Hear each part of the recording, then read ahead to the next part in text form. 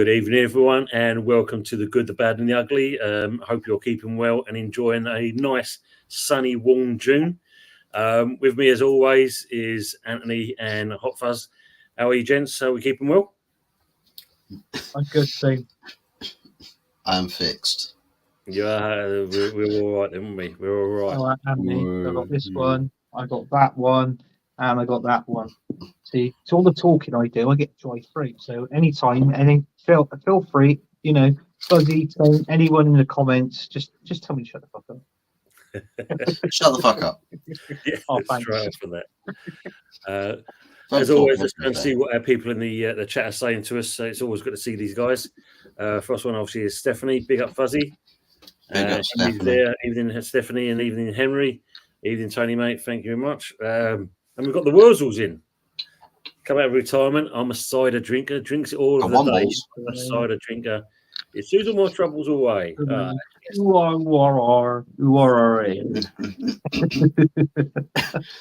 I got a combine harvester, and I'll give you the key. Mr. West. All right, Anthony, mate. Can't make it later. Got some work to do in the back garden. See one of your new builders with you?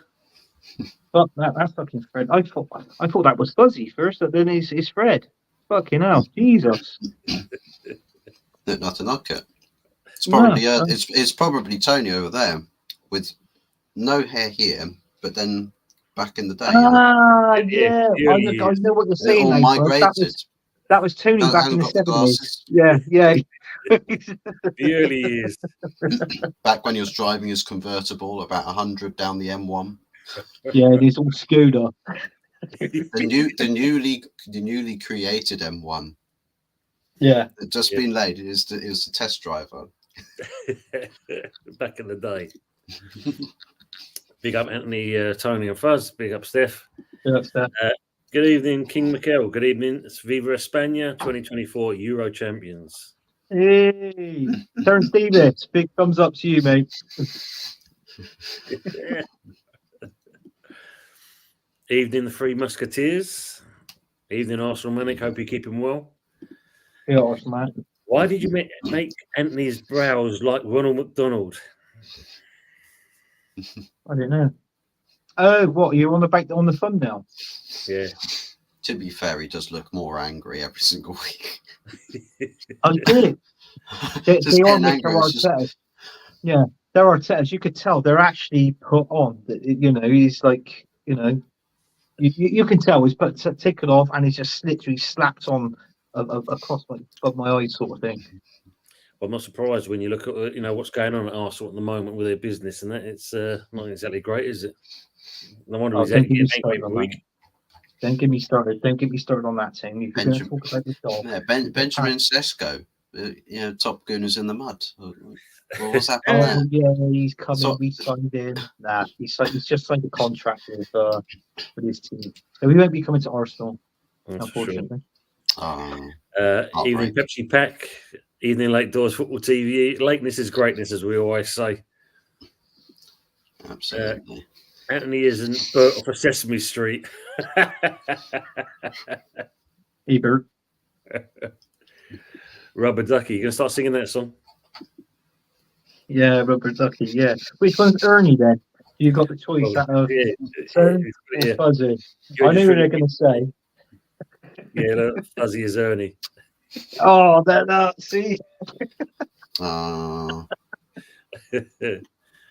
Evening, Mama Flossie. Hope you're keeping well. Yeah, Mama.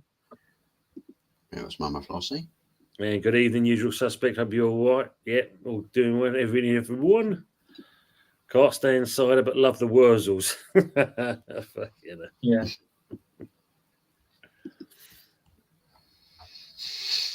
All right, we're caught up here, isn't it? So, usual. Pepsi and usual. Fuzzy must be buzzing. Ten Hag secured another season. Yes, so let's start off with that.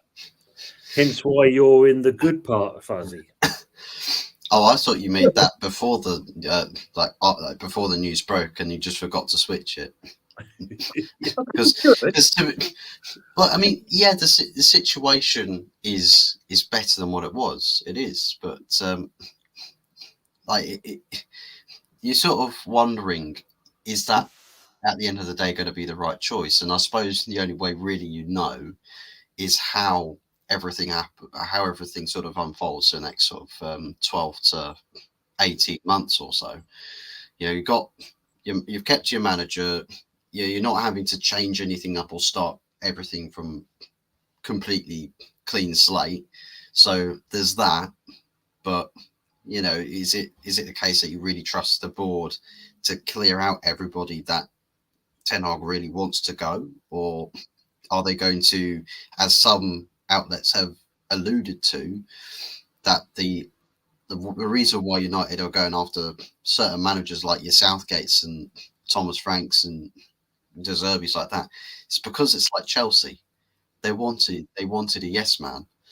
So does that mean that because of Ten Hag's compromises, that he was willing to give compromises to the board, does that actually mean now that Ten Hag is the yes man that they can have without needing to spend money on changing a manager, although it'd be cheap because none of those managers would require a lot of money?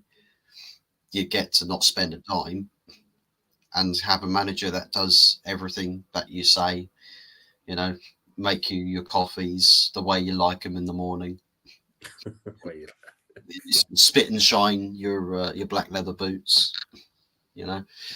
It's you wonder what the devil in the detail is, to be quite frank. But if there is the positives to look at this, it does mean that the manager situation is sorted. That's on the back burner now.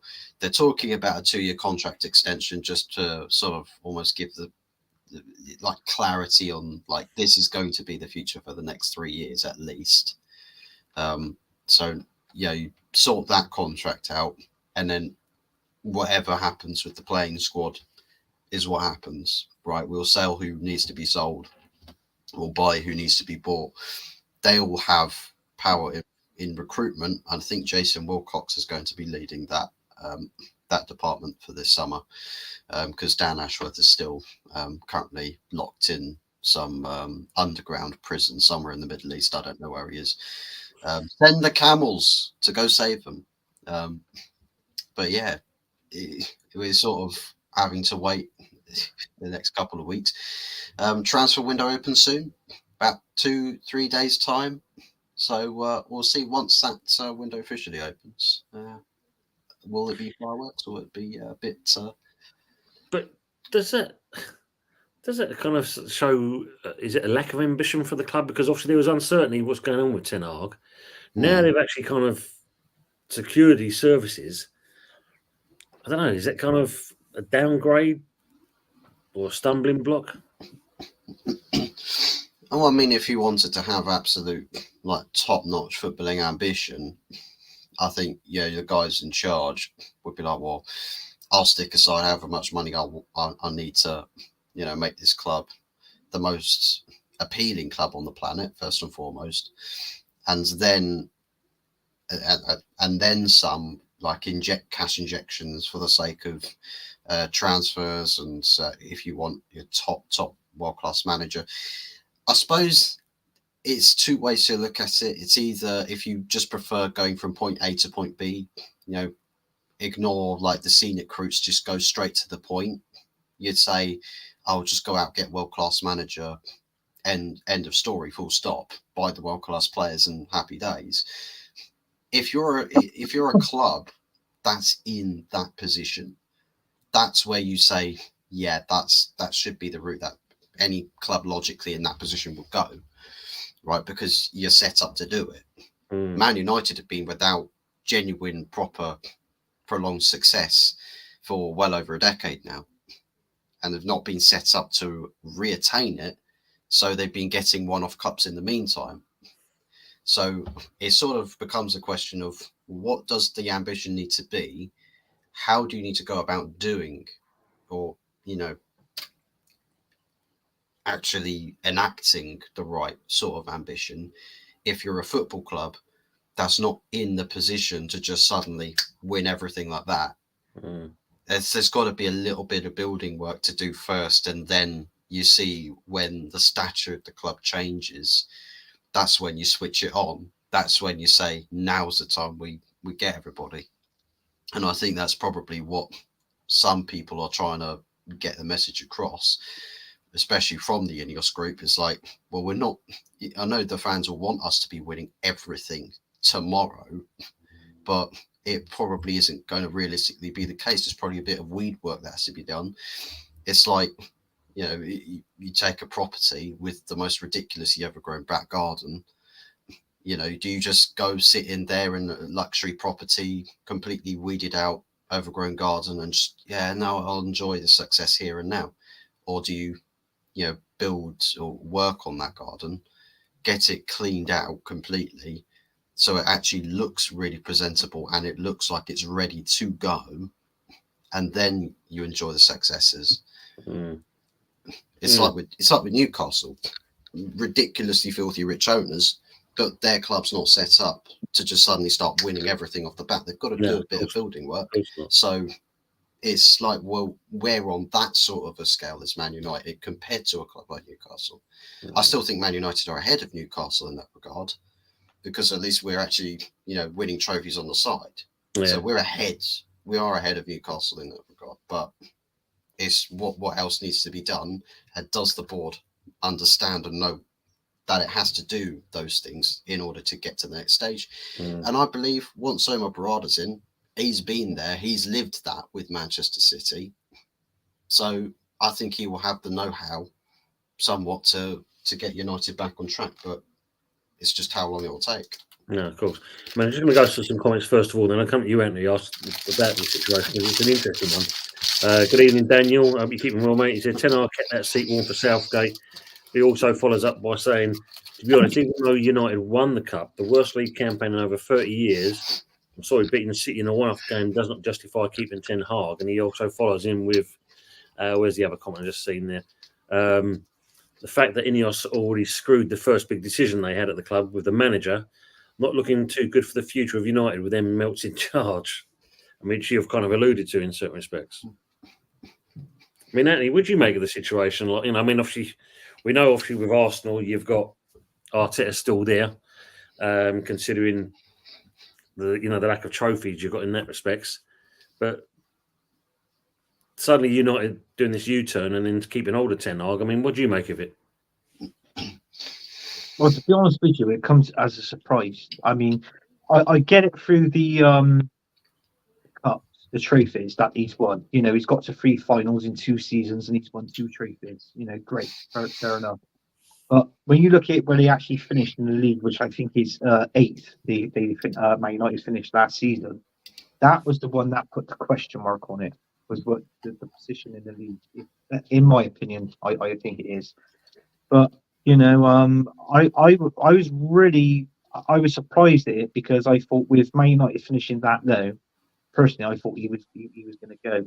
There was a certain amount of time after the FA Cup, and I'm thinking, he's going to get his marching orders, his P45. And they're going to send him down the road basically. But I mean, is who's out there to do the job? I mean, whoever comes in, whether it was Southgate after. I mean, it would have to be after when the Euros is finished, which most probably would have given Southgate a lot of time, to obviously bring in some players and that sort of thing, and try and gel and chat and and communicate with the players as well. So time wouldn't have been on Southgate's side, in all fairness, after the Euros for that. Another manager, it would have been, that would have been possible. But even a manager at the top level, a top elite manager, is sort of going back again. Do you know what I mean? And then you see team players that Ten Hag brought in. You can see these players leaving as well, and this new player. So it's a recycle. It's starting all over again, fresh. Yeah. So, in other words, I get it in one way. It was most probably best to keep him in some of the contracts and try and get him to create his own team basically. So that I do get it, but then again, it's like what I said. I was a bit surprised, but I mean, look, Fridays, as we know, the Euro starts, the transfer window opens. Is no one who Ten Hag's going to bring in and who's going to leave United. But personally, if somebody said to me, "Who do you think's the football team that would most probably, you see people departing and signings coming in. I would most probably put Man United up there as one of them. But, sometimes they're, they can be a little bit slow in getting players in. But Yeah. it depends on what budget he's got to spend as well. I mean, he's capable of winning domestic trophies. He's good at that, and he's proved that, Tinag. But obviously, it's how they perform in the Premier League next season, because they've got from 8th, they've got a massive jump now. They want to be jumping up 4 places at the end of next season, and that's that 4th spot for Champions League football. That is where Man United will want to be aiming for next season. Has he got the power to, has he got the power to do it, bringing the players, like, the right players? Has he got the pulling power to attract them to Man United? Maybe, maybe not. But, I mean, I look at the players that he's signed, and in all fairness, some of them hasn't been that great. I mean, Anthony being one of them, So it's just, It's true. He's got to revamp that squad, basically. Well, we'll come to West Ham on that one as well, because Lopetegui's got the same kind of the same thing. Good comment from BX Gunner though. He says here basically, is the manager market that terrible? Because if you look at it, as you said, like someone of Man United's caliber, you expect a top end kind of manager. And we're not saying that Ten Hag is not that, but at the same point, league campaign wise, he's not exactly had a good track record, is he? Really? No. No, he hasn't had that good of a squad either. No, there's that as well, isn't there? Because I get with what Anthony's saying about he's made the manager's made some bad signings. Hasn't every manager though? Barring Pep. Pep, we can say, is probably one of the exclusions. Every manager, technically speaking, all the big marquee signings are ones that you pinpoint for success. Usually those are the more successful ones, and they take all the headlines anyway, so we're always talking about them. But you get the small, the lesser known players, and they're always like, well, some of them fill in the squad, others, they don't really break the mold. So, it's the case with every manager. I think just because Ten Hag is under the spotlight, we notice a lot more clearly. And I suppose with a lot of the signings that he's made, ones that would usually be sort of squad level quality, like bench quality of first teamers, you're seeing them play every single week. And because the spotlight's on Man United a lot of the time, you say, oh, that player's really trash. Oh, that player's really trash. I mean, half of those players at the same level of quality at these, certainly the big clubs' benches. You don't see that much of them playing, but when they do play, they're not that good. Most clubs across Europe have got them, and most clubs across Europe sign them as well. So yeah, it's true. It's true. Every manager is guilty of signing some bad players, and quite a few recently. I mean, Jesus Christ, look, Chelsea, for example. Yeah. Same story there. Big up Dave, old school gunner. Switzerland are bringing the trophy home. Let's hope so. I've got them in my sweepstakes, so that'd be good if they do. And No. Dave's channel and give him a good old subscribe and like as well. I mean, you could put £1 on Switzerland. It'd be in for £1 and win £1,000. That so if they can win it, I'll be up for that. But I don't think they will. But in the sweepstake, I'd say something now. I'm doing a mini sweepstake, and the teams I pulled out, I couldn't believe it. They're actually in the same bloody table. So I pulled out Croatia and Italy in my sweepstake. So do you know what I mean? So they're in the same group, but apparently it's the top 3 teams that goes through. They got that rule in, haven't they? Top 2 goes through, but the third one on play and whatever, and goal difference, that's all that sort of stuff. So hopefully they'll go through on that. So Fuzzy, Dave's asking you a question. What are your thoughts on Marcus Rashford? Overstayed as welcome. Needs to go. Sell him, get. I mean, it is where he wants. He was where he wants to go. He wants to go Arsenal. Be the star boy on the left-hand side. You've got star boy on the right, star boy or star man on the left-hand side. You get the 2 biggest English PR pieces in the country. And happy days. You'll be set for life, Anthony. You get an even more emotional title race next season. But yeah, he's definitely served at United too long. Too many bad seasons for us to say, oh, well, let's give him another chance. Let's give him another chance. I mean, how many chances does a player that's regarded in such high esteem, how many chances does he need to prove what everyone's hyping him about? Big up, Drew. Hope you're keeping well. Big ups, Drew. He's had a bad squad last season. Ain't you using injuries as an excuse when Tottenham and Newcastle and Chelsea all suffered with injuries as well and finished above you? Yeah, it's an interesting comment, that one. Well, everybody suffered injuries, but at the end of the day, look at with Man United, how many different failed projects that Ten Hag's inherited. Look at all the other. I mean, Newcastle have inherited essentially some Championship players, some Premier League players, and now we had Eddie Howe sort of building something there by trying to bring upper level qualities into the squad, but plays without really any pressure. So, and they've not really had this dramatic downfall situation going on at Newcastle, barring their relegation, but they're on the up.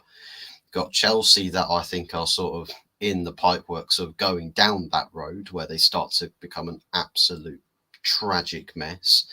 I know they finished above us this season, but in all other competitions, not that great. Previous season before that, absolutely nowhere. They were in dire straits this season at one point, but they, luckily for them, clawed it back out. And I think the points accumulation saved them at the end of the day.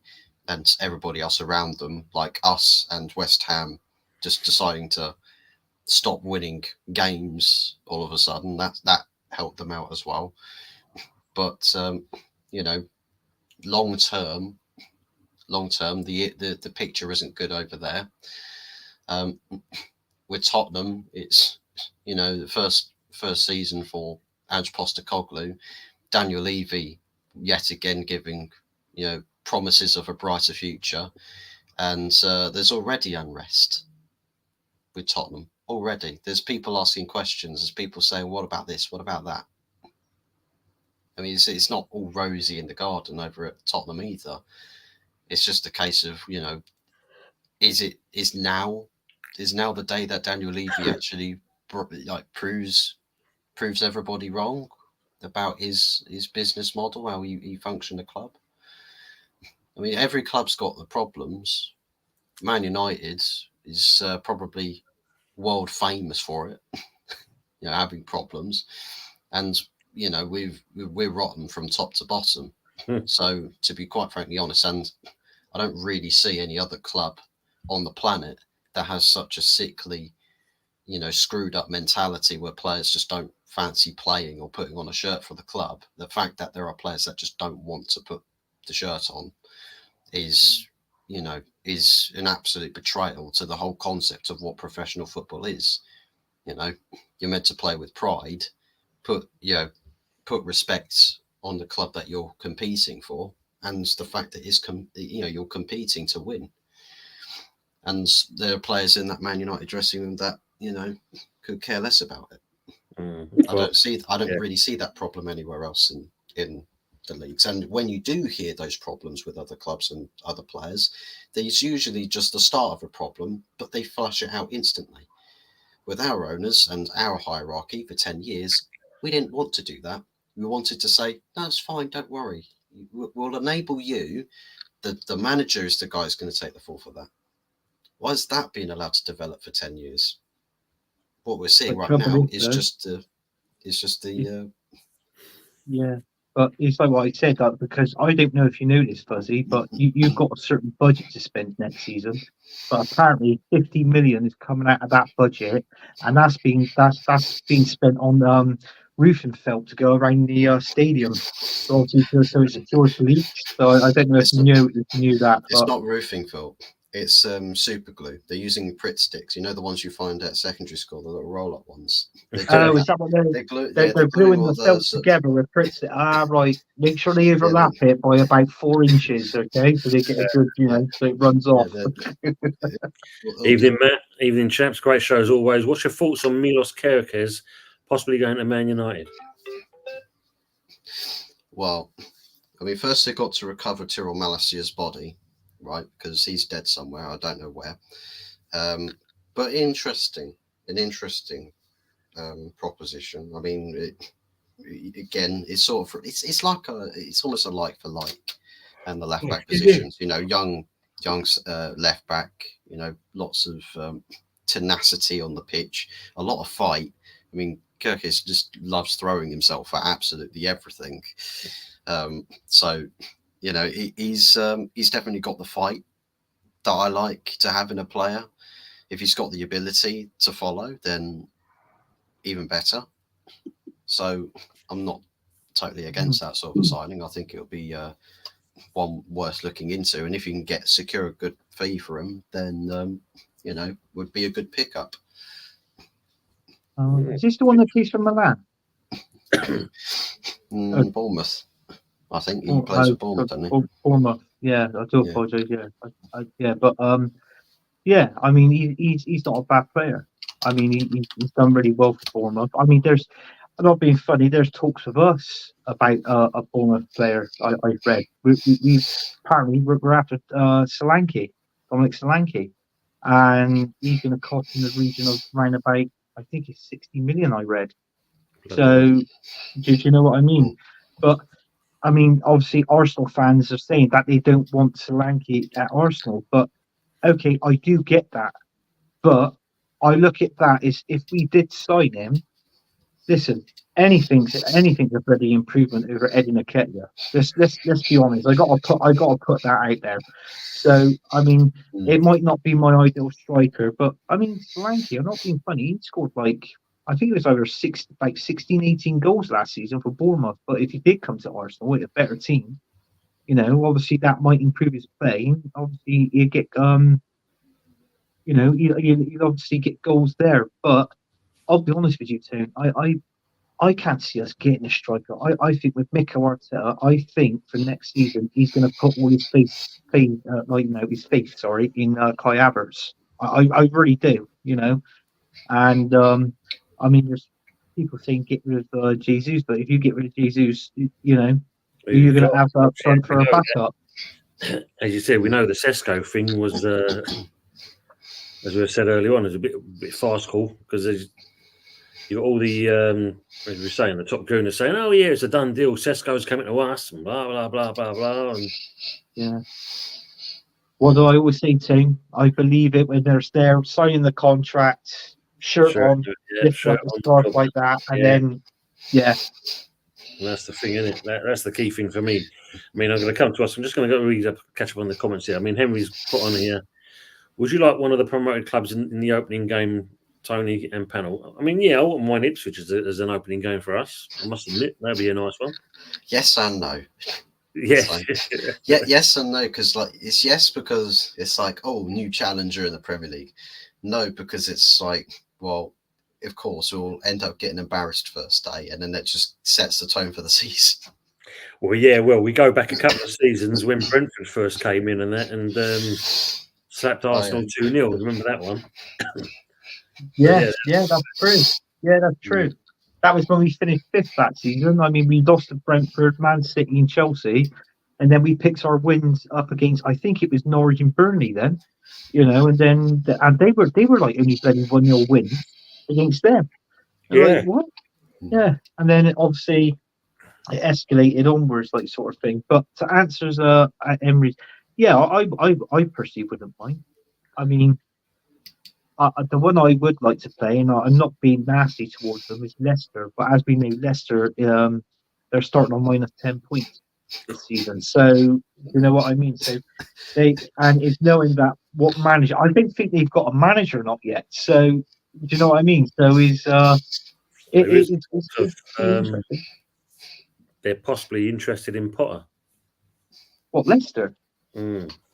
What, do you know what? He might not do a bad job there. Seriously, if Potter goes there, he might not do a bad job. But I'm just saying, I mean, all respect to him, I just wish him all the best for Leicester. I mean, if they can get him as manager, they haven't got themselves a bad manager there. Obviously, Premier League proven with Brighton, didn't go well with Chelsea, but you know, I think that club he can change things around, sort of thing. Do a few alterations and flick a few players around in the team, and you know they might be a winning team, right? But yeah, I wouldn't mind Leicester personally. First game of the season. Now I said that, I bet we get them. Yeah, when it gets to game week 2, Leicester will have -7 points. I mean, when you look at that, I mean, like 60 million from Solanke is mad, but you know, as Matt's put here, basically, Solanke has a 65 million pound release clause for the top 6 clubs only. That's mad. So we could get him cheap. You could get him cheap because it is. I don't know why I think because obviously the top 6 teams, obviously they've got the money. So if they want the player, and not being funny, as we know, English players cost dear. And it's like what I said with the Euros. I mean, the way Ivan Toney's been playing, you know, since he come back from his ban, I was actually surprised that he was called up in the England team. I would have rather took Solanke, in all fairness. I really would have. We know full well this manager in charge of England at the moment, and that, you know, we saw that. He's like a setter, isn't he? Right. Guess the Arsenal made Leipzig pay a bunch more for their own striker. Yeah. Sesko is nowhere near good enough to play for Arsenal.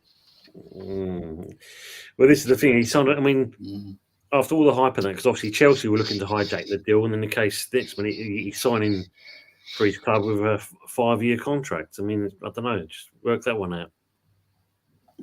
Well, yeah. Emery's saying, I think with me, Liverpool FC, it would be nice to be tested against a newcomer to the Prem. I don't want to City in the first game when they get let off. Yeah, because that's the next thing coming up. Yeah. Well, West Ham. We've had a couple of knockbacks. Yeah, everywhere we go. We've had a couple of knockbacks on some players. I mean, this Fabrizio Bruno one didn't pay off. When you look at that kind of thing, because 1 minute, you know, he wanted extortionate wages, plus the fact West Ham weren't willing to pay the money, really. But if you want a player and you feel like he's good enough to play for your club, then really, if you want him that much, you pay the money, don't you? Yeah. But I just think everybody wants everything for cheap nowadays too. Do you know what I mean? And yeah, don't get me wrong. I suppose he would have been, a good player. So I think he was centre back, wasn't he? He is, isn't he? A centre back, yeah. And I'm not being funny. For West Ham, for a team that is actually crying out for defenders, I mean, especially 2 centre backs and a left back as well. Do you know what I mean? That would have been ideal for you to get him. You know, to get like a decent defense, like I'll say a more stable defense sort of thing. But you know, I just don't get it. So obviously, I think with West Ham, it could be the same as my team at Arsenal as well. You've got option A, but you'll always find out teams like us will always buy option B or option C, which is the cheapest player. And then what happens? They're no good. Yeah, this is the thing. I mean, like, yeah, we do. We are crying out for defenders because obviously Bonner's now been released. Zuma apparently he's going to lose the captaincy, but his days might be numbered as well. But the interesting thing I saw the other day, there could be a twist in this towel with this Bruno thing. We might be going back in with him and that, and possibly we might consider the options. And you know, never know, we might get the player. But it seems like we're close to signing our first player. This Luis Guimaraes, or Guimara, or whatever you want to, Gilhern. 18-year-old kid, Brazilian kid. He plays for Palmeiras. So the deal is roughly, in pounds, and you might say near enough 25 million. But we're also going to add on to that a 20% sell-on clause. I've seen some videos of this kid playing. He's got some pace about him. He's very skillful. I can't remember who he was playing against, but there's a bit where the defender comes chasing room with him, and he just literally lobs the ball over him. Yeah. Leaves him for dead, twists on the ball, and then sends the ball over another player, and then before bursting on. Yeah. I got a funny thing. I knew that game. I think I sent it to Maury. Was it Feminese? Might have been, yeah. Yeah, I think it was Feminese they were playing against. Yeah, but yeah, I don't really watch a lot of Brazil. I get all cleaned up on my phone, like sort of thing, like little bits of Brazil football and that. And the guy that you're after, yeah, he has got pace, Oh, he's excuse got me. skill, but I think where he's weak, I think he's slightly weak in the final third, sort of thing, But that will come with age. I mean, to be honest with you, I feel with West Ham, it's great at signing a young player, but you want players around about. I would say he's probably 25. Someone that's been in the game for Well, apparently Liverpool's been looking at him since January. So if yeah. we're going to be in competition to get hold of the kid, I mean, like there is a possibility that we sign him and then we loan him out, but Oh, back to the team. possibly. But I think if you look at it, really, if he's supposed to be up and coming, he's this so-called wonder kid. Why not utilise him? Let's see what he can do, especially in Yeah. the friendlies. Let's see what the kid can do first of all. I think. The other one we're looking because Nathan Trott, our keeper, he might be signing for FC Copenhagen, so that's another keeper we're going to lose. Not going to get bags of money for him, and that he's only just recently signed a 2-year extension. But I think they're willing to get rid of him because we're looking to get old Fodringham from Sheffield United on a free as cover for right. Areola, because I don't know if they're going to what's going to happen with Fabianski, because Areola is going to obviously be number one. I mean, Fabianski's old now. I think he's about 39, isn't he? Something like that, 38, 39. But the whole West Ham team is. Yeah, well, they are, yeah. But, I mean, players like that's like keepers like that is 38 and 39. That's when I like, them to retire, and then you can bring them back into the club. Like, there's probably is like a goalkeeping coach, that sort of thing, So I mean that might be an ideal for West Ham learning from him. I mean, in all fairness, he wasn't a bad goalkeeper. He wasn't that bad for us. I mean, there was times where he was playing. It was we had him, and I think that was going back when we had Lehman goal as well. Mm. So Yeah. I mean, obviously when Lehman was out, I can remember he had an injury and he was out for quite a few games. And Fabianski, obviously, he stepped up in between the sticks, and he didn't do a bad job for us. In all fairness, I thought so. But it's like what I said. You know what you need at your team, Tone. You need defenders. You need someone wide left, and the main thing as well is a striker. You've got to have someone that score anywhere between 16 to 20 goals a season for West Ham. You've got to, because Antonio is going to be, I think, what's he now? 30? He'd be almost 35 or something like that. Antonio. 35, going on to that. Yeah. So he's not. His legs is not there anymore. Antonio was a good player, scored a few goals, but unfortunately, these players you just got to let go, haven't you, and just bring in someone new. I mean, Dan's saying here, why West Ham spending 25 million quid on unknowns from Brazil, mate? I honestly don't know. I think West Ham are in a position to do that. Clubs are like Real Madrid do that, mate. That's true. I mean, instead, Time's gone over to Brazil and that. He had a shopping list and he was trying to get free players from Brazil. So I don't know if it's they're cheaper out there or what, but I suppose maybe it's something to do with Paqueta. I don't know. Let's soften the blow a little bit. I think we're searching for the Brazilian market with a club like West Ham. It's like I can somewhat agree with that statement from Daniel. With like clubs like Real Madrid are the ones that go to find starlet talent and bring them into a setup where it's like you think you know all of this like spectacular stuff in Brazilian football, where it's all sort of like tricks and skips and step overs and stuff, and you're playing in a league where you can sort of get away with that. It's a bit like Eredivisie. Player comes from Eredivisie. It's like Anthony would probably ball out in a Brazilian league. He's come from those streets, but you have to put him in the right setup. With a club that breeds that sort of talent and has got such a high level in the squad and so many different players to learn from that it's sort of they broaden out. Yeah. With a club like West Ham, going into that market, you have to really, you may have to sort of look find a needle in a haystack to really find somebody that elevates West Ham from that sort of market, where I think probably the foundations of what a West Ham team needs to be, you probably have to find those sorts of players from different clubs in Europe, in those sorts of leagues, and then you sort of add the flavour of that team, from your countries like the Brazilian leagues, Argentinian leagues, Uruguayan leagues, Mexican leagues, all of those sort of more flashy footballing countries. I think you add that extra flair onto an established team. With West Ham looking so early in that market, you'd have to get lucky, I think, to find a player that's going to go take West Ham here to here. To there, yeah. I mean, as you know, we've got all the rumour mill going on. One that's kind of been strongly leaked is Jota Silva. Apparently, he can play on the wing and he can play up top, kind of thing.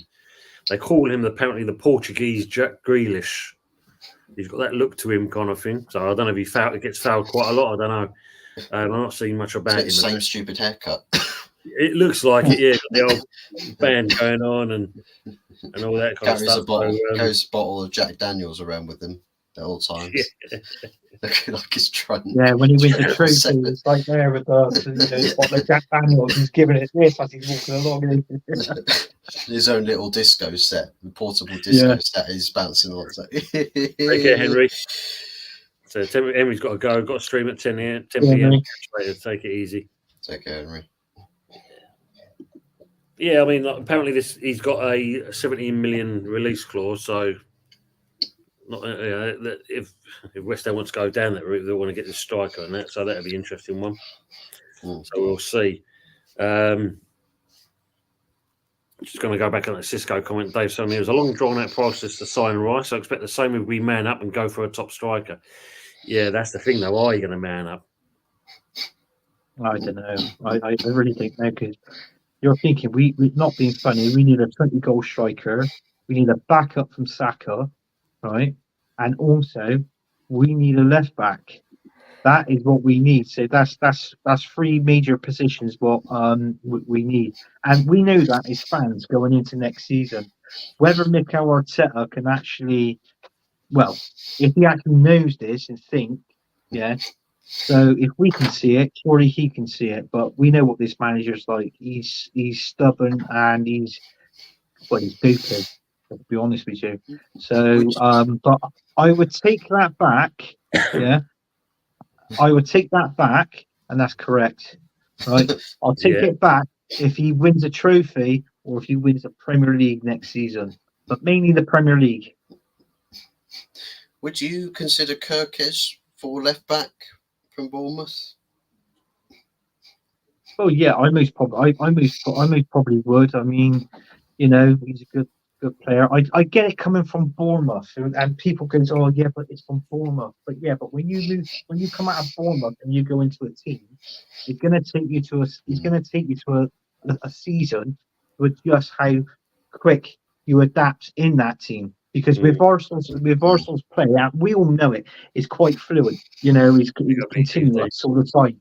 So obviously, I like someone to actually. I always like the wing back sometimes to overlap that player that plays wide left. So he can drift into the box and so or exploit options where we can.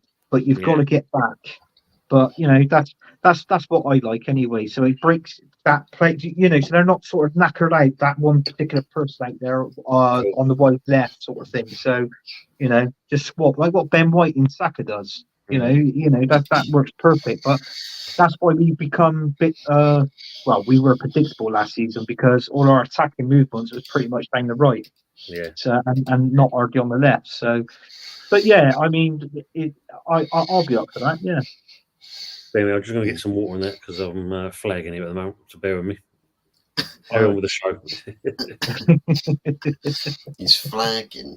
Do you mean he's getting fake water? That's what it is. He's pouring straight vodka in. Yeah. Straight vodka's like, look at my water. He's actually going to Old Trafford and he's putting his glass under the roof so he can fill his glass up quicker. That's what he's doing. The biggest tap in Europe is found at Old Trafford. Oh mate, but yeah, it's like with what you say with Kirkes and how Arsenal look at signings and players from these other clubs. I think your fan base is it's never going to go away. This need for a player gets linked. Oh my God, he's the best player ever because he's linked and he's coming to Arsenal. Yeah. He gets to Arsenal and it's like, oh my God, he's here. He's so beautiful. I'd make love. I'd print him out on a pillow and I'd fuck him every night. That's them. That's Top Gooner mentality for you. Not for me. Well, I mean, I don't think you could really disagree with that. That's probably how the cogs turn in their head. Yeah. But yeah. In terms of actually like players coming in, even if it is from some lower table team, it's like, but those players, when they've got the fundamentals to performing in the Premier League, you put them in an even better Premier League team. That's normally the call to up the levels, to go up and progress yourself as a player. Plus, if your training resumes are better or regimes are better, you learn more, you increase the capacity to your game, and you can offer this new team, this new club, something that they didn't have before. And I think Kirkish, for example, goes into that. I personally think he walks into that Arsenal team because Kivior came in as a centre-back. He got Zinchenko, who doesn't really like playing that way. He said he doesn't really defend. So there's that. So immediately you've already improved on those two players. Whether he's Arsenal level, he might take a bit of time. You could say that may be a bit similar to Destiny Udogie at Tottenham. So it comes in as young prospect, but he needs to have that better team to see how he actually ups his own personal game as well and clicking into place. And I think that's what Arsenal probably need to look at doing, improving in those key positions, but players that have got the potential to actually go up those levels. And because they do that, everywhere else improves as well. Like it responds. And I think that's probably an area of focus that Arsenal need to consider, especially this summer. And your star signing, whoever the marquee guy is, you'd say he has to be a striker, because everywhere else, you don't need world-class talent. You need somebody who's going to improve the team and, glue everything together. And finding that sort of chemistry in the team. Whoever the star player up top is, star striker, spend the big money, big bucks on him. Everything becomes, it feels that much sweeter because you got your team that works super hard, is playing all of this good stuff, good football. Star man in the middle is finishing everything, right? He's finished absolutely everything. Clinical, good conversion rate, dangerous in various different ways, and control games, score plenty of goals, concede little goals, probably end up doing well enough in a side competition, end up winning a cup, and much more favourable in a Premier League title race as well. So there's various ways to win in this transfer window for Arsenal. My big question is, do you trust the likes of Don Edu, to stop sucking on his daughter's toes and to start, sucking on some cigar and blowing people away with a sublime transfer window? I don't see it. No, it's true. I mean, we talk about that left back position, Fuzzy, but I noticed something as well. He was out last season. He can play in that position. It's Timber, right? So obviously with Timber coming back in, he's no longer injured. You know, he's going to be whether I don't know whether he's gone to the Euros. I'm not too sure. I haven't really looked at the Netherlands side. I haven't looked at their team or whatever. If he's in it, then great. If he's not, then I understand why. But I was just thinking to myself, it was like maybe he might step into that left back position, that role, because apparently he can play anywhere in defence from right back to centre to left. So it might be him. We might snap up another left back, or if not, it could be both right back and left back. It'd be the opportunity for Tommy Yassic. You know, so obviously, you know that's another option to look at. But regarding this striker, we really do need a striker. I mean, I like that player out wide right. You know, you're playing for Ulisi from Crystal Palace or Ezzy, one of them two. You know, get one of them in and then get them playing them down on the right because they're you know they play out wide. So I'm happy with any one of them two. I mean, they might cost in the region of about 50, maybe 60 million from Crystal Palace, but this is what I'm saying. If Mikel Arteta spends, and let's say he spends £100 million on a player like a striker, right? So that's 100 million. He's then left with 150 million, right? So that takes him up to 250. But I've been saying it on loads of streams as well. That when he spent 250 million, that he's had £1 billion spent Arsenal. If you don't win nothing next season, if the Cronkies ain't going to do it, but if I was the owner of the football club at Arsenal, I'll be asking questions, thinking, well, you haven't won anything. We've given you since you've been manager, we've given you £1 billion. You've spent £1 billion, and you've got nothing to show for it. Then that's time where Mikel Arteta should be gone. Personally, if it was me, I'll give him up to the round. I think we could fit into is it the third round? Or sometimes it's the fourth round of the Carabao Cup. And I think it does depend where you finish in the Premier League table the previous season, I think. Yeah. So it'd be like third or fourth round. We might get a buy into the fourth round, say, for figure speed. But depending who we've got there, and it could be a Premier League team. It might take the team we play against. It might not be as good as Arsenal, but if they beat us and they knock us out of that cup, depending on what team Mikel Arteta picks out, if we go out of that cup straight away, I personally, I would like Mikel Arteta gone by then. But that's me as an Arsenal fan, because in the minute I just haven't really got much faith now in Mikel Arteta. From that Aston Villa game last season, that cost us the Premier League. He didn't bottle it last season. He balls up. But he's never ever said that, so he won't admit that he's balls up. He's never admitted it. He never will. But he did. He balls up. So it's like what I said. I'll most probably give him to that stage. I think we start that round about.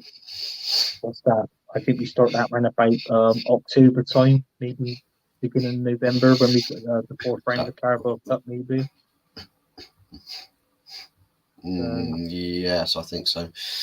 Yeah, sometimes it starts earlier, sometimes it starts later. I think probably, I imagine it'll be about that sort of time, maybe late September, early October time. I think early doors is back there. There he is. But yeah, see, old school Gunner says that he'd take Kirkis for the left hand side. Very quick and very physical, and physicality is quite a big attribute to have in a defensive capacity in the Premier League. Tie that in with pace. That's difficult for a winger to get past. That is very difficult for a winger to get past. So, I mean, that's surefire, big improvement. Especially in ensuring that left side a bit more. Bit to Carl Walsh as well in the chat. Legends is sick of his club. And another transfer link that might make Arsenal fans, or you Arsenal fans, not sure about Top Goodness with what I've said recently about the fuckable pillows. The transfer news with Joshua Zirkzee being linked to Arsenal. Bologna striker who's been around a few European clubs, top end and all, but asked to Arsenal, £34 million release clause available there. Is that somebody that you'd look at? Big up, Del Boy. It is, but Yeah, that way. trouble is that you've got to think. I mean, when players come from abroad, sometimes some of them can hit it off like that. Some of them it didn't work out, or it takes a certain amount of time for players coming from abroad into the Premier League, and in that. But we need someone in our club quick, and it's like what I said to Tony as well. We need someone that's capable of scoring 20 goals plus for us next season. Is he the man to do it? I'm not too sure, because we know what players are like. Some players from abroad, they really struggle in the Premier League when they first come over. So I just want someone that's most probably someone like that's played in the Premier League proven, that can got a bit of talent in there in school. It's like what I said with Mikel Arteta. This guy cannot spot talent at all, and he just can't. And he rather. I was saying before the show started, he'd rather buy someone big, and if it don't work out, we sell him for less the price. So we don't. On the business side of things, Arsenal's not that great on business side of things. No, You know what I mean? So we're not. So it does make you think. When is it going to sink in with Arteta? He needs to learn this anyway. Do you know what I mean? Don't think he will. No. Where's Terry? Have you tracked him down? Yeah, Terry's doing well. He's a granddad now, so he's very doing a lot of time there, as well as work. But yeah, he's all good and dandy. Arsenal manic. Arsenal is better than Zerzy. When Claude was alive, God rest his soul, Terry said, "Give Arteta till next." Yeah, exactly that. I mean, funny enough, and Daniel alluded to this as well, because apparently at 1 minute, Arsenal's linked with him. Now we're linked with him, but it seems likely the more than ever that Ivan Toney will probably become a Spurs player. I called it. I called it. I called it. I reckon he will be, and that is to replace a certain Harry Kane up front, and it is. Let's be honest. Spurs aren't that great up front. Okay, they've got Son. I mean, Son dipped off of it a bit last season. Don't get me wrong; he still had a good season, but it wasn't the Son as what we knew. Like scoring loads of goals, he didn't score loads of goals last season. Okay, Maddison was out injured pretty much. What was it, halfway through the season, maybe? But do you know what I mean? So, I mean, but listen, I called it, and I can see Ivan Toney being a Tottenham player. Arsenal, yeah, he's what's he now? 44 now. Yeah, he's a granddad. Yeah, he's a granddad. Yeah. Oh yeah. Terry's 55, really, isn't it? Now, I'll tell you the truth, Terry, he's 46. Yeah, Terry's a year older than me. That's the point, yes, of course, yeah. I'm 2 years younger, yeah. He was born 78, wasn't he? Yeah, I was born 79, so yeah, he's a year older than me, so he'd be about 40. He's over 46 now, we're almost 46.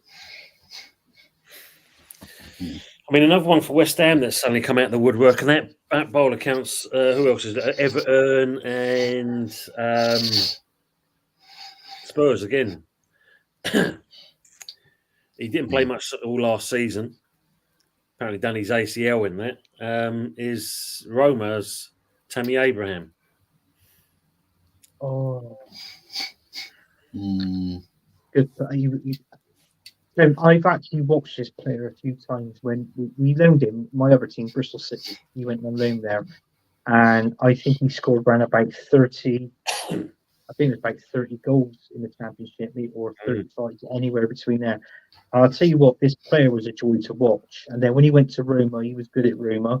But with that injury, that people think, oh, you've got that injury. Then when you're injured, you've recovered from that injury, you go out and play, you always have that weakness there. It only takes that certain knock to get that certain tackle. Bang, he's gone again. So don't get me wrong. I think that'd be a good player if you can get him. That'd be a fantastic buy for West Ham, honestly. And it's also if he stays injury free. And I think that's the only worry about Tammy Abraham and that, because that's some sort of ligament damage tear, isn't it? So, I mean, I've had that in football. I come back, it wasn't the thing. So, in all fairness, I think it'd be a good sign-in, injury-free. But how much was it? 14? It's not exactly kind of apparently 30 million euros they're willing to let him go for, possibly less, 22, 25 million. Oh well, I tell you what, I'd bite your hand off. I'll be doing well. Yeah. Just up Fuzz, happy Teflon Hag is back at Man United. But yeah, big up. If you get him, possibly get him for less. Apparently, he's still got 2 years left on his contract. But it seems, I think, obviously that injury, Roma wants to get shot rather than keep hold of. So we'll see. Yeah. I mean, fair play. I reckon that'd be a good sign for you. I mean, you're desperate for a striker. Even will score goals. Definitely. You score goals. You ain't got a problem about that. But it's like what I said. Injury-free, you got yourself a good player. Yeah. Big up Ryan G. Hope you're doing well, mate. Big up Tony Hot Fuzz and Anthony. Big up, Ryan. If Tony goes to Tottenham, I'll be raging. And last man said an injury-free Abraham would be upward of 50 mil. Yeah. So we can get him cut for a cut price. Yeah, take that. We need a striker, that's for sure. If not, you can sign Fuzzy. I'll get you 25 goals a season easily in the Prem. On FIFA, of course, but yeah, FIFA. I was going to say in real life, fucking hell, I'll have you at Arsenal. We'll sign you.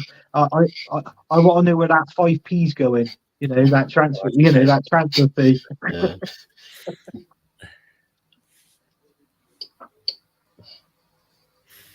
I mean, I'll just look at some of the other things we're looking at as well. I mean, apparently, we're looking at, again, it's all rumours. Wesley from Corinthians. Apparently, we went in with a cheeky bid of around about 12 million, but they're holding that for roughly about 25. But again, it's another 19-year-old kid. So we've been down this route before with Arsenal, and I forget his bloody name now. We signed him a couple of seasons ago. A Brazilian is, and he only played a couple of times for us, and then he went out on loan to Norwich City. And he played for Norwich and that. I'm not too sure if he's gone back to Arsenal now or if we've actually sold him. I mean, he's one of these players that he comes in 1 minute and you haven't heard of him the next, so you don't really know what's going on.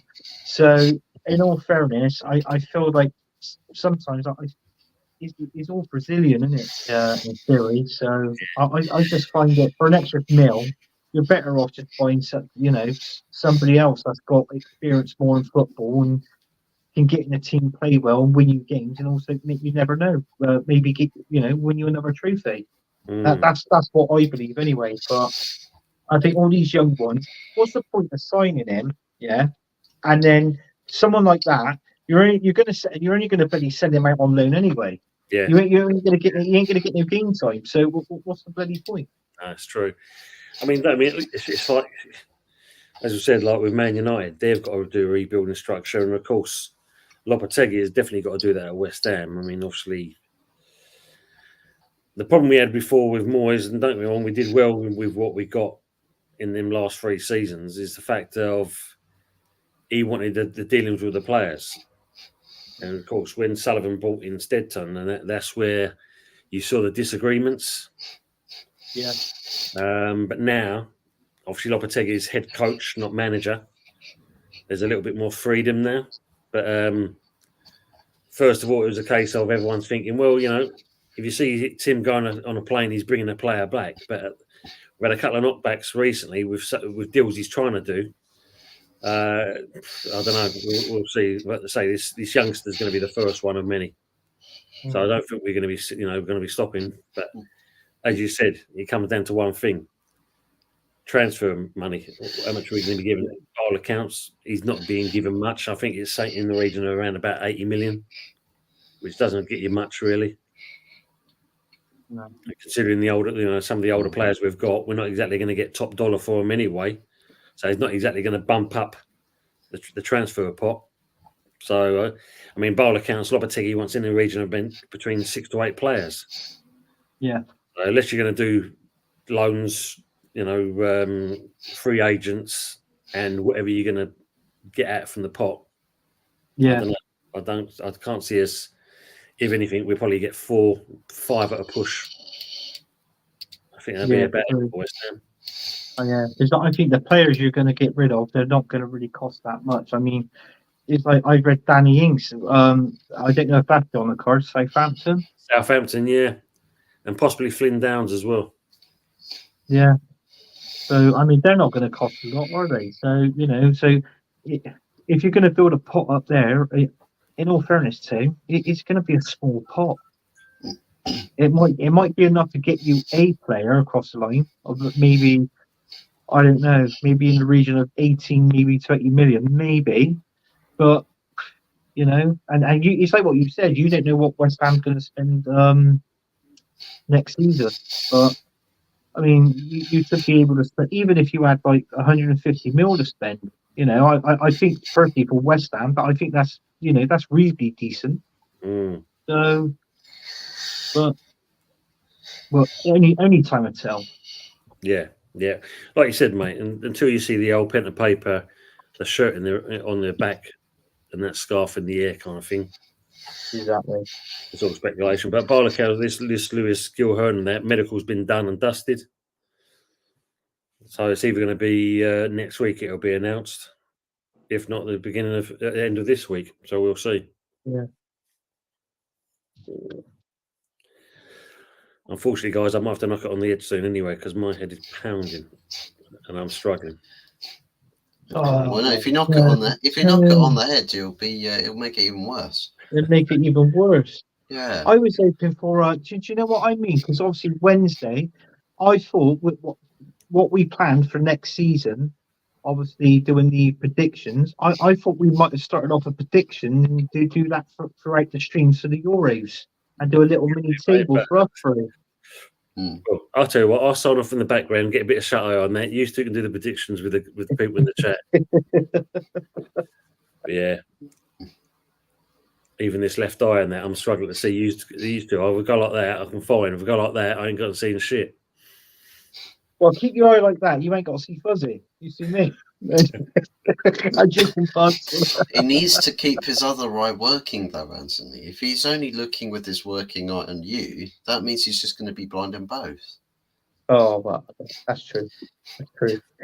I will do, mate. I will do. Yeah, I need to. Big up Aguna Matana. Big up panel and chat. Yeah, you just sit there, don't speak, rest up. Probably the best thing, don't speak. I've got a left eye.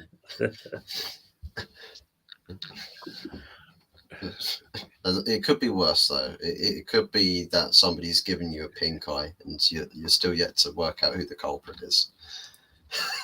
Yeah. Moisey. Yeah, apologies, Aguna. I didn't realise you was in the thing, in that chat last night. I must admit. Apologies, matey. Oh, yeah, ball in the corner. Nah, not at all. You know that. They've got no problems with that.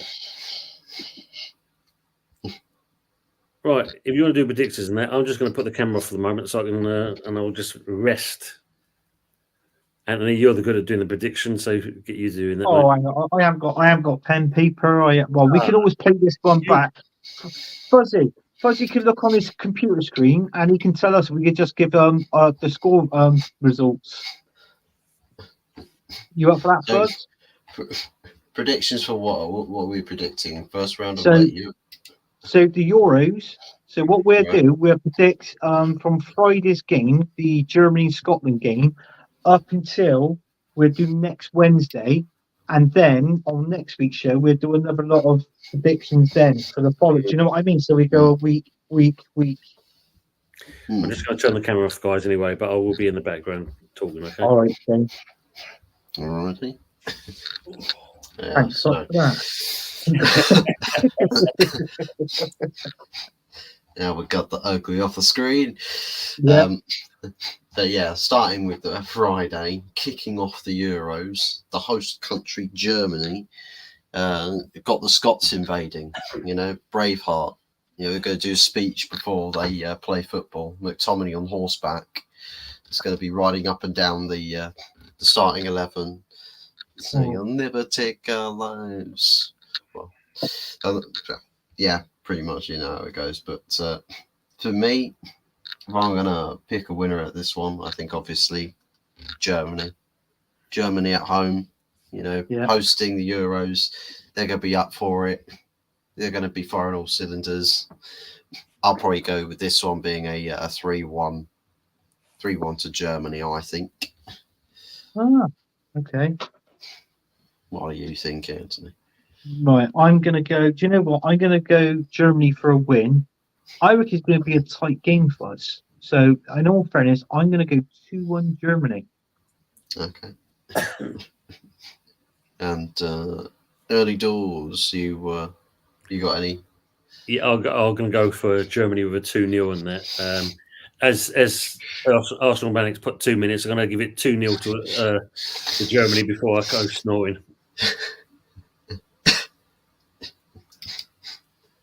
All right, so everyone's German. The Germans are winning across the board. I wonder if it'll be the same case across the whole tournament. But yeah, Germany in tournaments in recent times, yeah, they've not quite gone down too well. But maybe there is something cooking in Julian Nagelsmann's camp. Saturday's first Euros kick off at 2:00. It's Hungary versus Switzerland. So if Dave is still somewhere in the chat, his home country, it's playing against Hungary.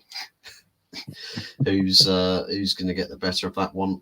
I think probably this one will be a tight game. I think I'll go with Switzerland 2-1 over Hungary.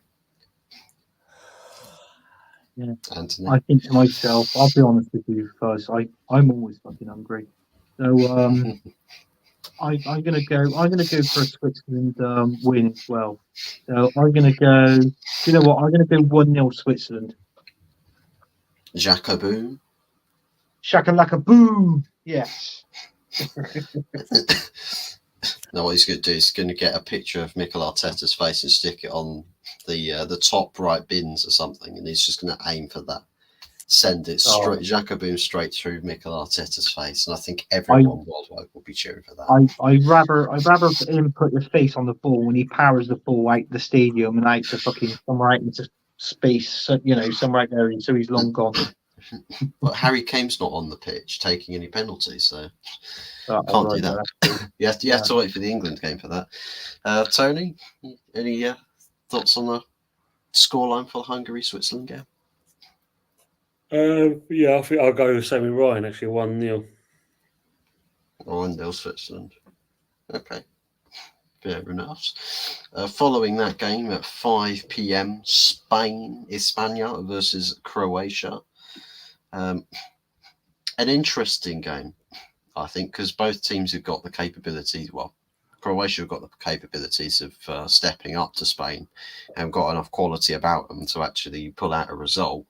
And as Spain, it's probably a case of, will they turn up to the game? Will they not?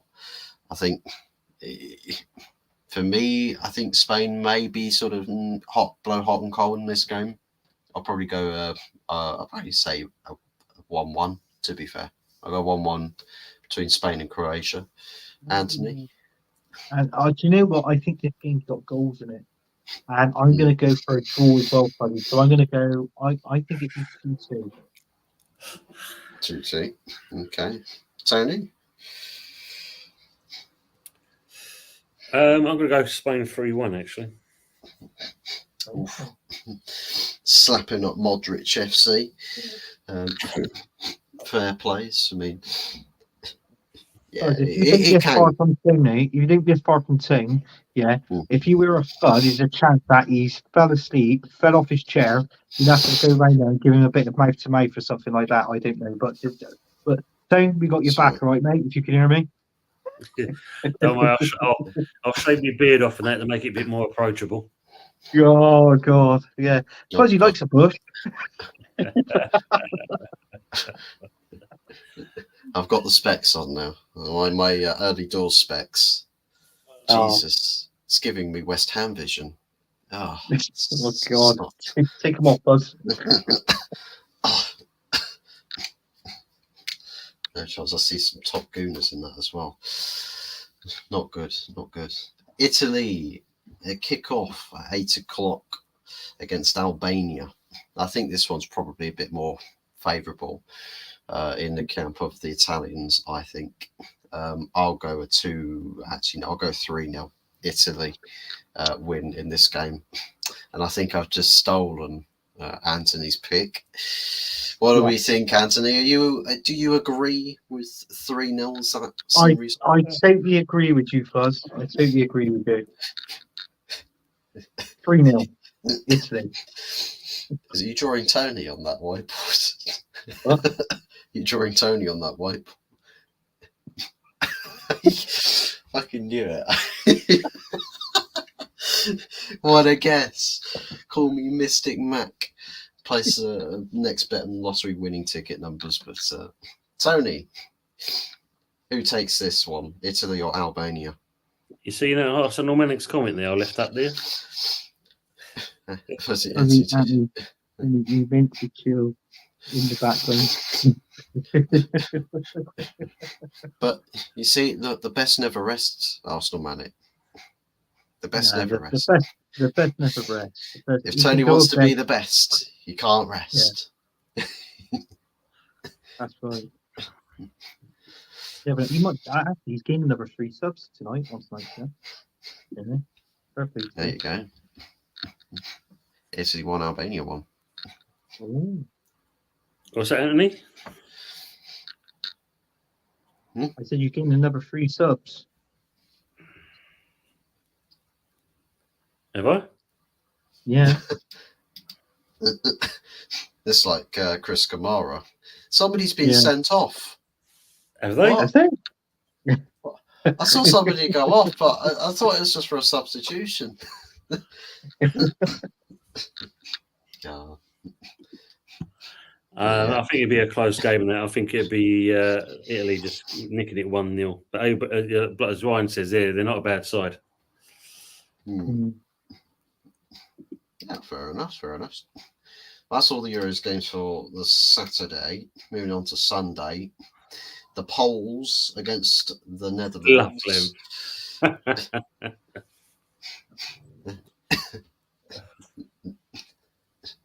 Yeah, calling somebody a prick is love language here. But Poland versus Netherlands. You'll have to say that on Yeti's show next time, Anthony. Yeah, I will.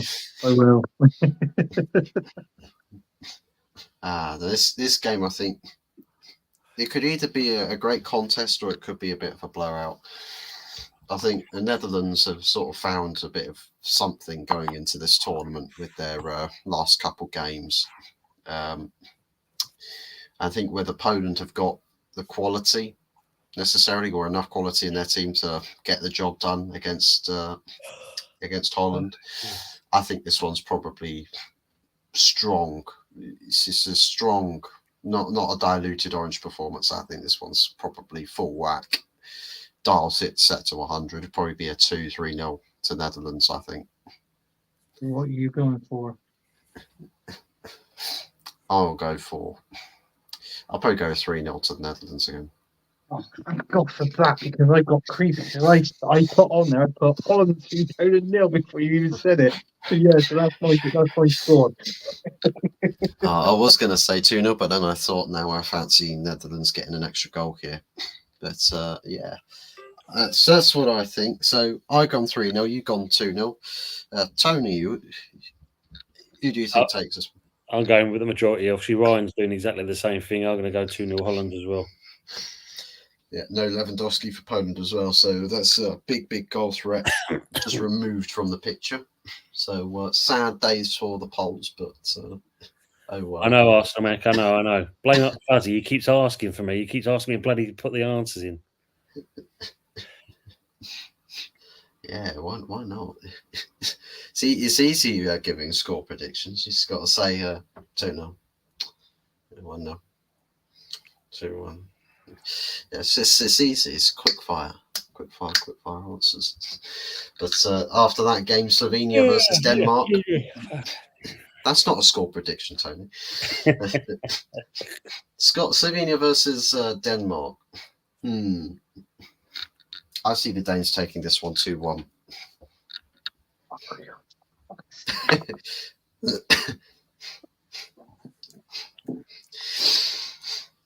There you go. I think Højlund probably gets himself a goal in this game. And Christian Eriksen with a bicycle kick. I was going to say a follow-up to that, but I probably shouldn't. But, it's probably still too soon in Christian's case. But nonetheless, 2-1. We've both gone 2-1. Tony, who's give us a score.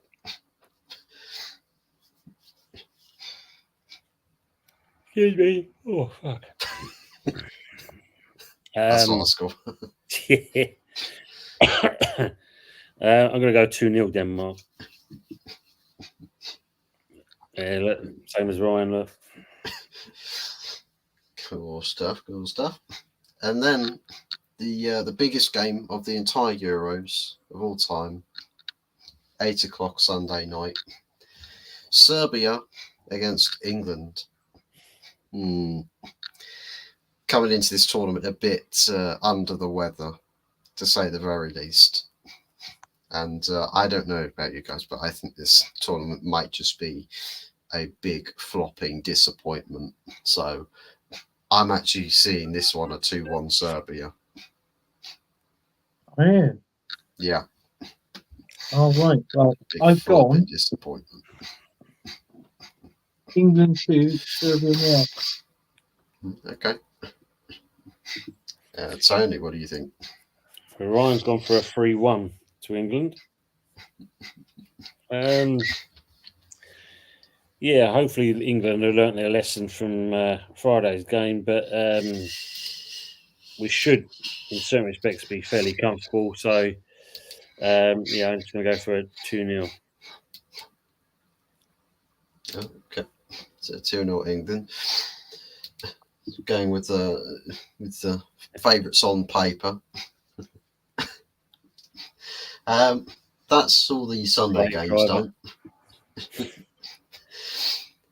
Whilst we're crap on being optimistic, yes, it's you see, I'm coming from the headspace of a Man United fan, right? This is me thinking like a Man United fan. Monday's games starts off probably a bit slower. Romania versus Ukraine. I think Ukrainians probably favourites in this. I think Romania probably got similar sort of quality teams. I think Ukraine probably edge it just a bit. So I think it's probably be a lesser quality game. I'm going to go with a 1-0 to Ukraine on this one. All right, good. I've gone 2-1 Ukraine. But Kyler Mudryk might actually find the back of the net in your prediction. What do we think, Tony? I'm thinking that as well, Arsenal medic.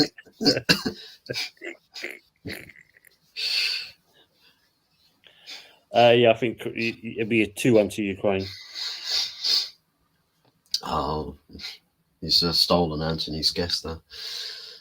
But yeah, don't know how. I don't really think that either of those teams are really going to go and do anything special in this tournament. 1-1 was Ryan in the chat there. Romania 1, Ukraine 1. Following up that game, got Belgium versus Slovakia. And this one, don't know what to think about Belgium.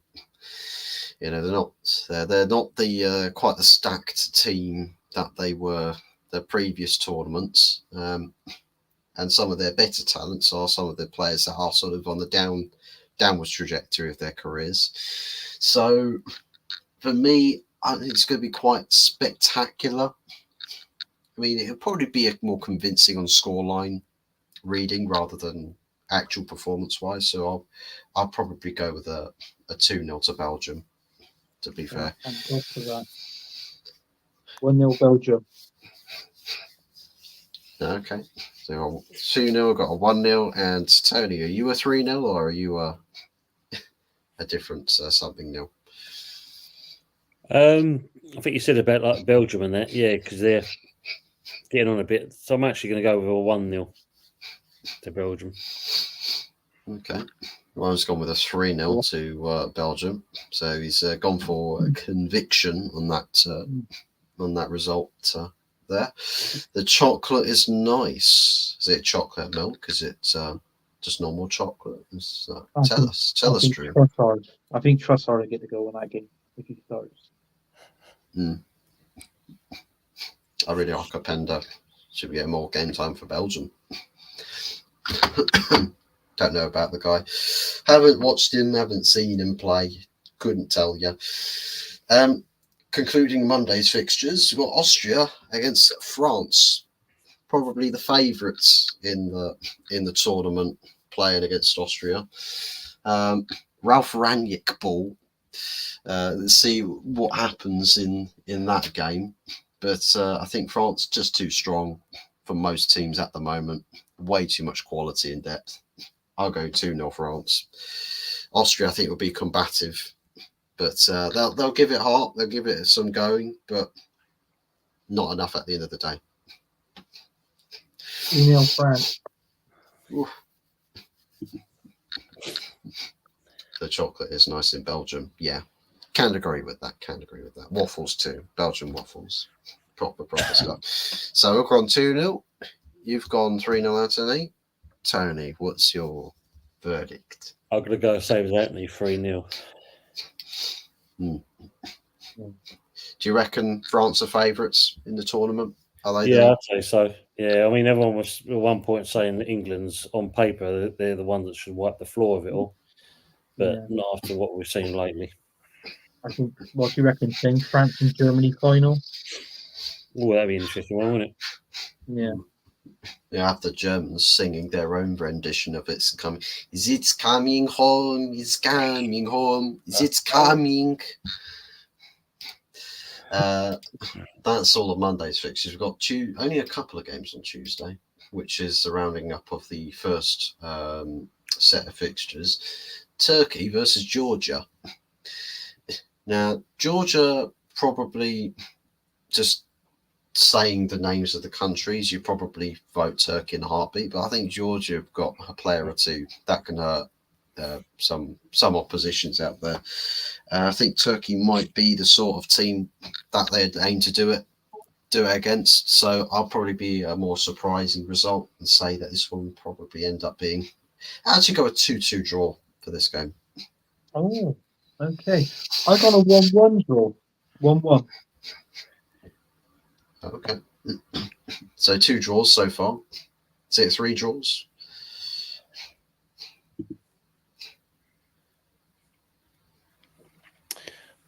Yeah, I'm actually going to go the same as Ryan, actually. I think Turkey's just got a little bit more to offer than what Georgia has, but it's not going to be, I don't think it'll be the greatest game you're going to watch. Yeah, I think, again, a bit like the Romania-Ukraine game.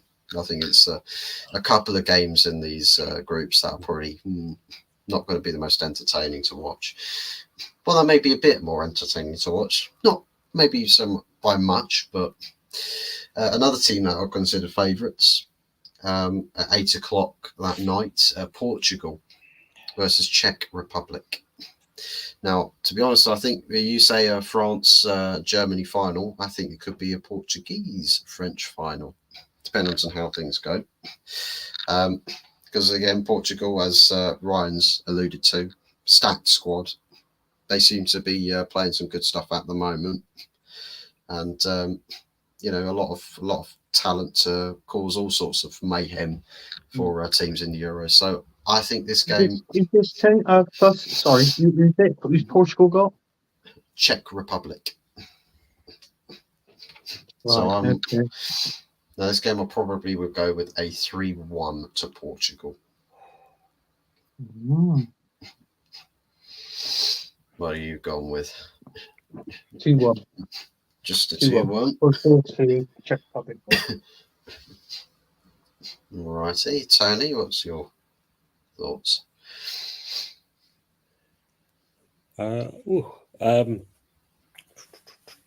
Actually, going to go a bit out of the box. Going to go for a 3-0 to Portugal. Okay, as well. Realistic result possible. Just depends really on how much Czech want to fight in this game. Well, I mean, if Czech actually do fight in this game against Portugal, they could actually end up causing a shock result and end up shitting out a 1-0 win or something stupid. But it would just be in the nature of the laws of the game. Whoever's up for it more will be the team that takes the dub. Ronaldo out in the group stage.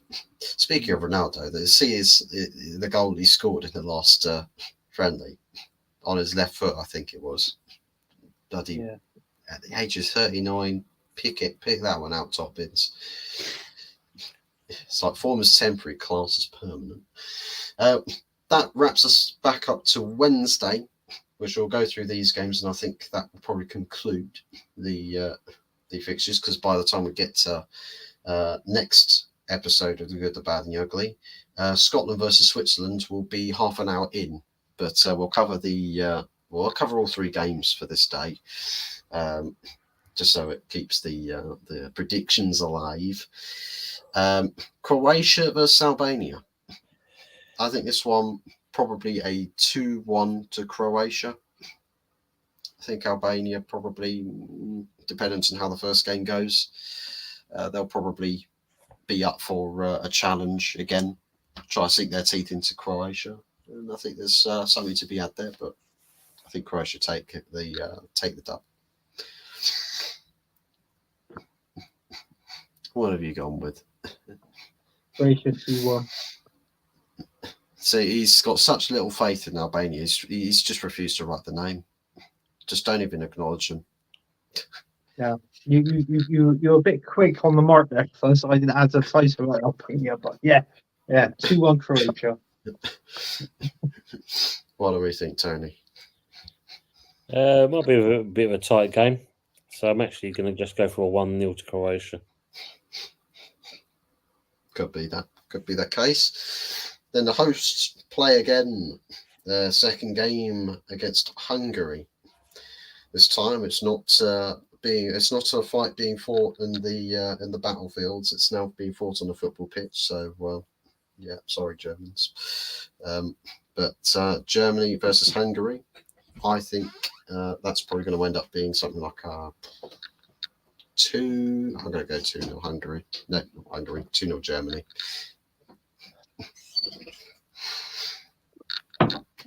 2-0 Germany. You misspelled Hungary. Yeah, I did, but I was doing it quick. I misspelled it in. That's speed writing for you. So yeah, 2-1. It could happen.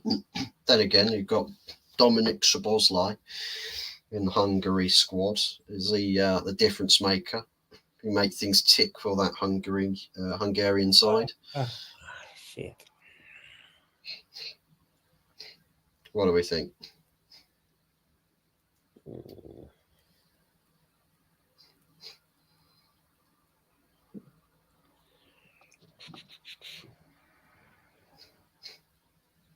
I'm going to go for a 2-1 Germany. I think Hungary might give a bit more of a game here. They're going to have some good goal threat as well. It's just not too long ago when Hungary slapped up England. I think it was it wasn't last summer, was it, or summer before?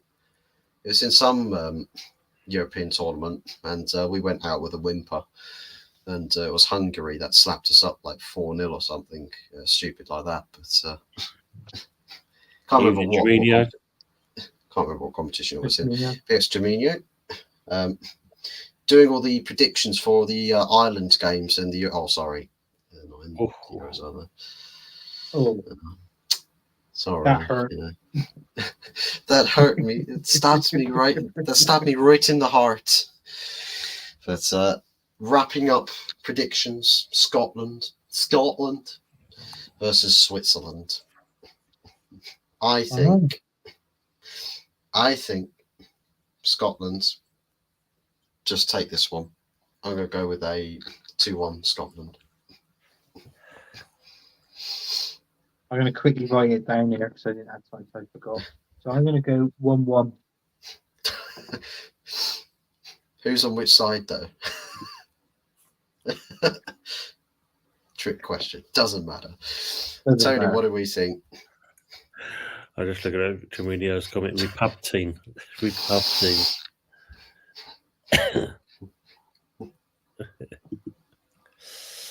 Yeah, this is going to be one of those. You'd rather go and watch paint dry, I think. So as they put their 1-1, I'll go with that as well, Scott. Ryan. Damn. Right. Well, that concludes this week's The Good, the Bad, and the Ugly Euros predictions, the first of the tournament. With some of the second group stage games fixtures, but of course the rest of the predictions will follow come next week, Wednesday at 8:30 p.m. We'll have the next round of fixtures, and by which point Euros fully kicked off. Southgate United fully dead in the water for good, and no funeral service needed for that, along with Southgate's England career. That can be flushed down the toilet with that transfer news. And Arsenal, maybe they've figured themselves out a striker signing. West Ham have expedited half the Brazilian league. There's plenty that can happen between now and next Wednesday. So I think that's probably a surefire place to wrap things up on. Yeah, let me just get me. Oh, my back. How's your eating? Hold on. Where's my patch? He's got to be a pirate now. Come on. Glasses. Support for... Oh, bloody hell. Support for... That's a dodgy third looking eye, isn't it? You know what I mean? Just protect the head. Has that got like a little antennas on the top as well? Yeah. Bloody hell. Thank you, gents, for filling in for that. That's great. And people in the chat, thanks for sticking with us on that. Yeah, I mean, obviously, if I wasn't feeling so shite and that, we would have gone on a bit longer. But thanks for being in the chat and in your comments, and obviously the predictors. As Fuzzy says, we'll look at getting that all sorted out for next week as well. But other than that, we are calling it a bit early tonight. I've gone on for an hour and 38 minutes. That's not bad at all. Yeah, that's the usual episode length, I think. Near enough. Yeah, sometimes we go to the tour, but yeah, I mean, it's been pretty good on that. Gents, anything you want to say before we wrap up? Yeah, I just want to Southgate say, out. yeah, that as well. Southgate out. I just want to say thanks for tonight's show. Thoroughly enjoyed it. Chatting about the football, doing the predictions. Thank you for everybody in the chat who actually was there and also stayed to the end and did your predictions as well. So, a big up to you. I'm going to leave you with this, but look at the side parting. There we go. That's one of the points. What's that? It's like it's not. It doesn't even look like a side party. It's like I've got a man bun. It's like a monk-like man bun that sits on the top. Let me get this. It's like my own version of what Early Doors has got on his head. This is the sweep over. That's the side bit, and then this bit here is your hair on the side. All right. Well, the fact is that on your head, mate, massive antenna. Just my cushion to stop my head banging against the wall. Like it hurt anymore than my head already is. Right, gents. So yeah, we're out. So again, thanks. That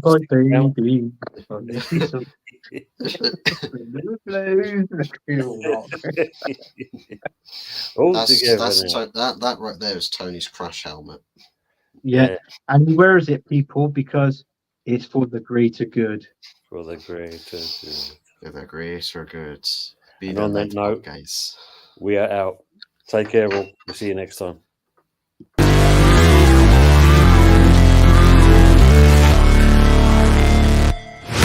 Never break, always fight, never quit, do it right, play the game, win it life, have no shame, there's no time, feel the pain, live the grind, make a change, in my mind, pick a lane, commit and climb.